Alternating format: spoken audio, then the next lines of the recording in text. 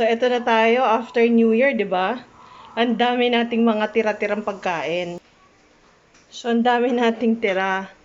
Anyway, medyo may sinat yung aking babae. Sabi ko, gagawa na lang ako ng may sabaw. So, as usual nga guys, dahil marami tayo nito, hindi naubos ng New Year.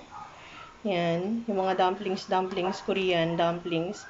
Lulutuin natin siya. Isama na natin tong 3 pirasong hipon na naiwan. Tapos lalagyan nating miswa. And then, egg. At saka, titimplahan natin ng shrimp flavor.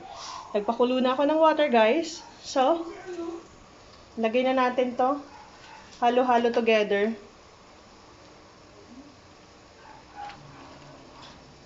Lagay na natin yung ating mga dumplings. Paborito niya yan eh. Pakuluin ko lang yan. Pero lagay ko na rin tong shrimp cubes para yung lasa. And then lagay tayo ng konting salt. Konti lang. Iodized kasi. So, kailangan konti lang. Pakuluin ko lang tapos lalagay ko yung hipon at saka yung mushrooms. Okay? I'll see you. So, yun na guys.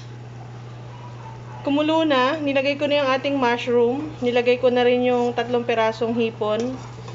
Yan. And then, ihuhulog ko na rin yung miswa. Tapos lasahan natin. And, after that, ilalagay natin yung egg. And then, tapos na tayo. Meron na tayong soup. Hulog na natin yung ating miswa. 1 piraso lang yan, guys. Haluin.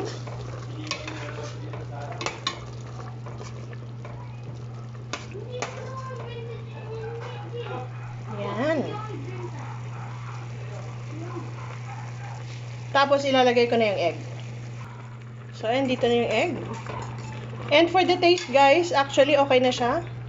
Para hindi ma-overcook yung ating mga ingredients, patayin na natin. And then, let's add a little bit ng pamintang durog. So, ito na ang ating finished product. O, diba? So, hindi tayo nagtapon. Yan. Enjoy eating, guys. Very simple, guys. Pero napaka-tasty niya. Napaka-refreshing nung lasa. Do you like it, Hadasha? Yeah. So, how is it? This is up. You like it? Si Daddy, kinain niya na yung kanya?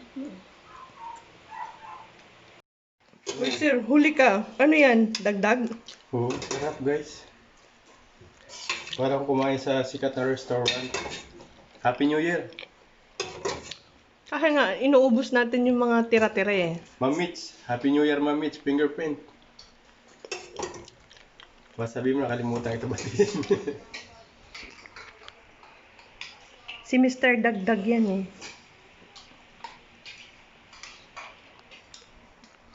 Bigyan niyo ako.